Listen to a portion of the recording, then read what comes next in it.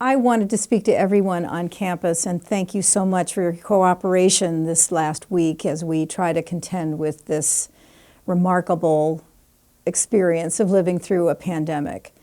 I have never, in my lifetime, witnessed anything like this, and none of us have. You have to go back almost 100 years to find an epidemic quite like this. It's a scary time, it's a difficult time, it's a confusing time, and I wanted to let you know how proud I am of you personally, of the campus, of all the members of the faculty, the staff, the students who have responded so responsibly to this unprecedented time in our lives. We are going to get through this. We are going to get through this together, but it's important that we recognize some of the things we're going to have to contend with in the weeks ahead.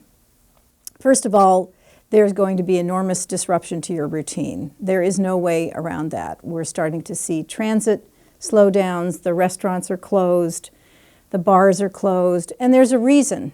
The reason is we need to be sure that we keep as far away from one another as we can and slow the spread of this virus by stopping all the congregating that we normally do and that makes us enjoy ourselves. And that's going to be the hardest part of all, I think, especially for our young people. Of course, you're used to being able to get together. That's the joy in life, being together, sharing one another's company. But I need to ask you to take this very seriously. As the mayor has said, as the president has said, as we're hearing from all the public health authorities, you must stop congregating in groups. You absolutely must stay as widely apart as you can.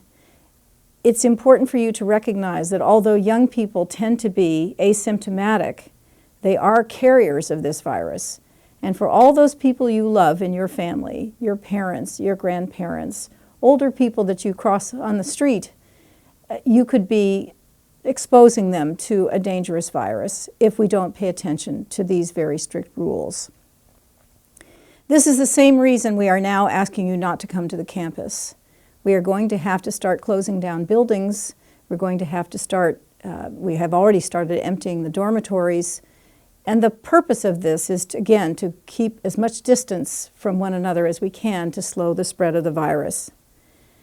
It's very, very important that you keep up with your studies, that you participate in all of your courses through the online modality. If you have any questions, to call the IT helpline. We want to be sure that you progress toward your degree and that you're able to stay in close contact with your faculty and your teaching assistants. As far as possible, we would like you to be able to pursue the schedule you normally do with your classes as at the times in which they normally meet. Please, please, watch your email. Keep an eye on your social media accounts. I need to be able to communicate with you. My staff needs to be able to get in touch with you.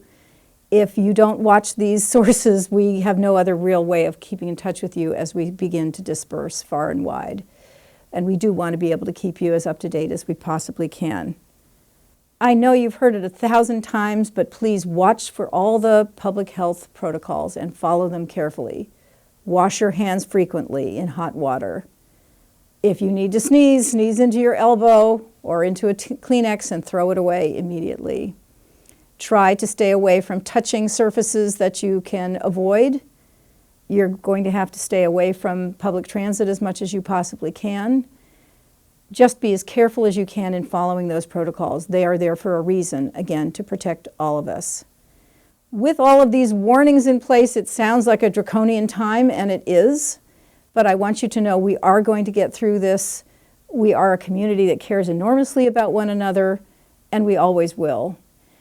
Tomorrow you will see a message from the chancellor, the permanent chancellor, who will follow in my footsteps, Marcelo Suarez Orozco. He has sent a letter to all of you. I hope you'll take a look at it. It shows you what kind of extraordinary person he is, that he's thinking about you, thinking about all of us, even though he's still working at UCLA 3,000 miles away.